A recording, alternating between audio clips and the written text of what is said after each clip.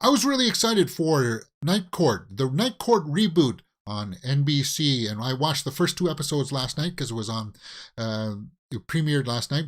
Night Court reboot cast, character, and guide.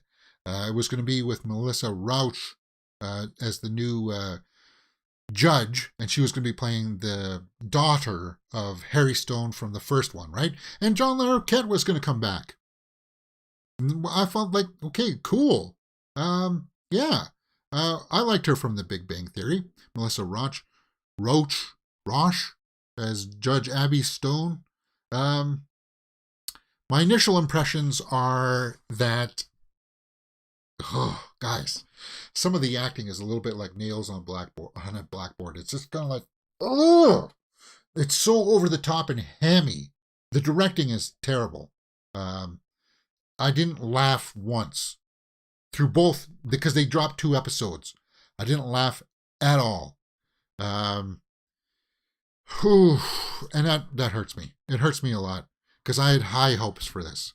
Now, I didn't need to laugh nonstop, but I needed to just go, oh, okay, now that's kind of funny. I didn't get that once.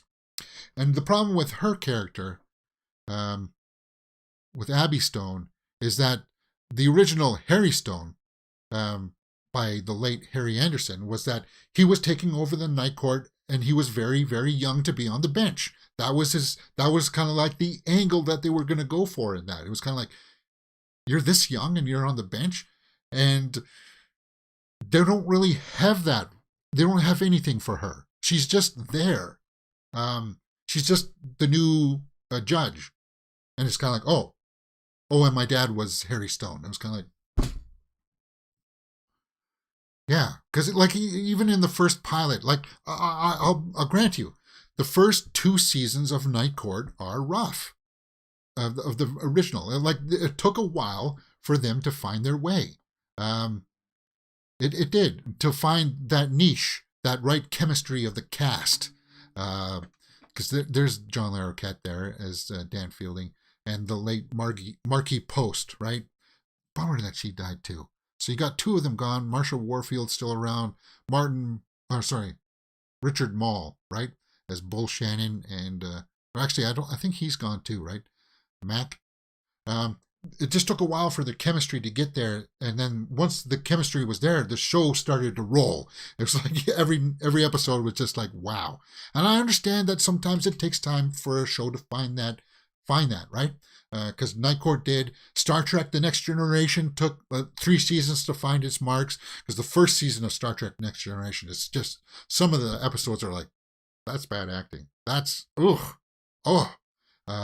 season 2 was starting to pick up a little bit and had some interesting ideas, and then it finally coalesced with the right cast. And it was this cast for the reboot of Night Court where I was kind of like, no. It was cool to see John Larroquette come back, but I think they could have shoehorned the reasons why he was going to come back to the Night Court in 1 episode. They kind of expanded it into 2 episodes. And yeah, they didn't really need to. It was cool to see him back, though. It was. And they did pick up some of the story of what happened to him and stuff, which I appreciated. This is the new district attorney, the new prosecutor, Olivia Moore. Very over the top, hammy. And I think that's directing. I want to see it toned down and muted a little bit. Because Dan Fielding was over the top at times, like John Larroquette, but the rest of the cast really weren't. They did have their moments, but they delivered their lines normally. And in this, cringe is the new word, right? A. Weaver says, can't say I'm surprised about Night Court. The previews are cringe. Yeah. Much higher hopes for the 90s show. Yeah. The new, like, I don't really, like, it's just, why, man? I don't like it. Lacreta as Bailiff Donna. Yeah, now, she was really over the top. Really. A Night Court, in the first couple of seasons, they had to replace the bailiffs. She's not Bull Shannon. She's not like, talking about cringe-worthy acting. I was just like, oh, God. No. Um, and it just bums me out, man, because I watched the first 2 episodes. I'll still give it a chance. Um, I didn't laugh, though, and it sucks because, John Larroquette put some of his own money onto this, too. He's producing this, and I was hoping that Melissa Rauch would have another hit after Big Bang Theory. I really did. Um, but I don't know if this is going to land with people. I really don't. And it bums me out. I'll continue watching a couple more episodes to see if it finds its footing. But I think most people are probably going to skip it, and that hurts my feelings quite a bit. A. Weaver says Harry was a great stand-up and a sleight of hand magician back in the day. Very charismatic. Yeah, he was. He was. And his comedic timing in the show, because of his background, did pay off. It paid off. The way that he delivered his lines, and it had kind of like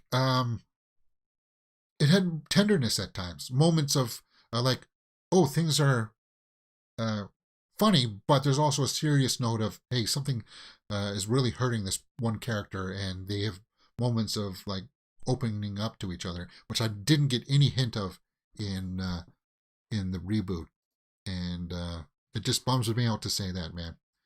It bums me out to say that. But as I said, my hope is that it takes a little while for it to find its footing. And maybe that's what will happen, right? Maybe that's what will happen. Let's just go over to the tomato meter and see what people are saying over there. Season 1, 67 by the critics. Only 13 users said 69. So, yeah. Tone down the acting, man. They're trying to introduce too many of the characters, like the clerk and the janitor. No, they shouldn't have done that. Yeah. Our Glass Viking says that's a pity about Night Court reboot. I love Melissa Rauch, and I wanted to see her get a follow-up hit. Maybe it will find its feet with the audience. Maybe it will. As I said, that's why I'll still give it a chance, but it was a shaky start. It wasn't like The Last of Us where it's just like a bang right out of the start, right? Yeah, a lot to hold up. All right, I pulled a fun little article here from MovieWeb that talked about the top sci-fi films according to Rotten Tomatoes, and I thought we would just go through this list and see if we agree with them. Top sci-fi films. Fascinating.